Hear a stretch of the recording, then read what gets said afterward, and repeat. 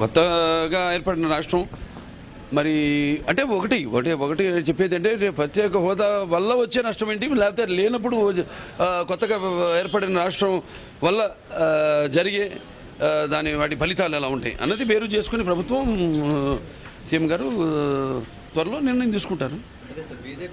అంటే ఊరికే భక్తి హోదాలంటే హోదా ఇచ్చేసి ఉండడం అన్నది ఒకటి, ఎటువంటి మరి దానివల్ల నాకు వివరాలు తెలియవు. అంటే దానివల్ల అభివృద్ధి ఎంతవరకు జరుగుతుంది, ఎంతవరకు ఇలాగే ఉంటుంది అన్నది లేదు. ఇవ్వకుండా దానివల్ల ఉన్న నిధులు అంటే దానివల్ల జరిగే అభివృద్ధి ఏమిటన్నది చేసుకుని ఆ భాష ఏమిటో ఆ గోళ ఏమిటో ఒక్క ముక్క అర్థం కావడం లేదే. కాంతం, నీకు ఆయన చూస్తుంటే మన చిట్టి గుర్తు రావడం లేదా?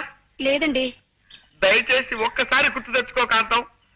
నాన్న చిట్టి అని నువ్వు నోరు తెరిచి అరిచావంటే వాడు కథాపేసి పారిపోతాడు, మనకు మనశ్శాంతి లభిస్తుంది.